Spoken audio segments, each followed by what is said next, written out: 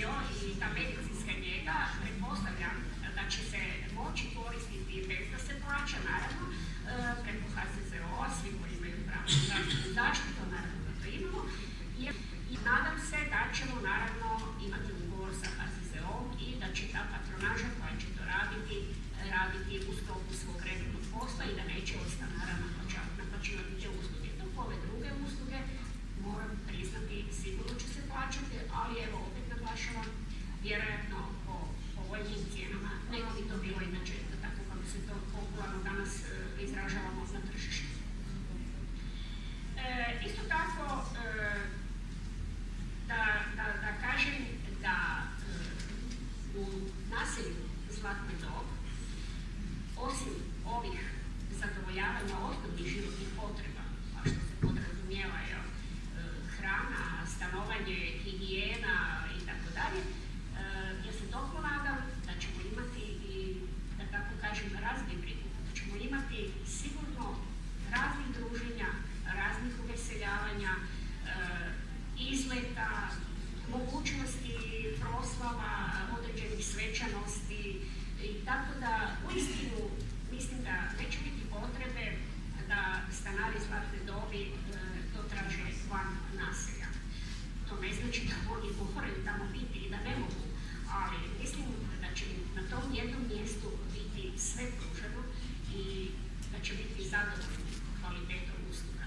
Kao što su prethodnici rekli sve najbolje o kvaliteti samih stanova, od uštenje energije, od kvalitetno sagrađenog stana, pa ja se tako isto nadam da uz ljude koji će se zalagati i od struke da će pružiti i onaj sadržajni dio kvalitetnog življenja.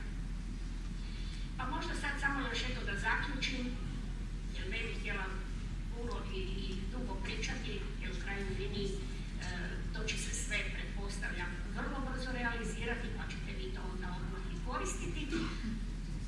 Pa eto da kažem da Zlatna dob po mnogo čemu i po načinu zbrinjavanja, o kojem evo smo sada malo govorili, zbrinjavanje starih osoba, ona na neki način nalikuje domu, instituciji, jer ima sve.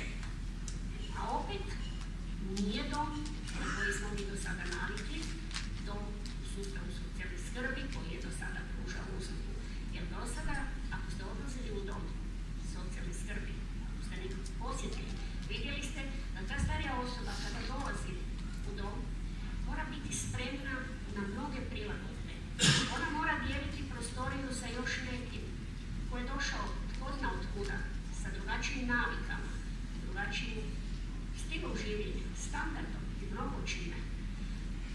Puno puta, evo sad vam malo govorim iz vlastitog iskustva, sa kolegicama iz ustanova se čuje da imaju velikih problema sa korisnicima. Ovaj bi gledao program televizijski, ovaj ne bi gledao, ovaj hoće gasiti, ovaj hoće paliti, ovaj hoće da se spusti roleta, ovaj hoće da se digne roleta. Jako je teško. Svi smo mi samo ljudi i svi mi sa sobom kroz cijeli život stičemo svakojake navike, pa često puta, nažalost, i neke loše, pa onda obično znamo reći da na kraju života se ispoji sve ono što je bilo i dobro i loše i ponekad nemamo početka.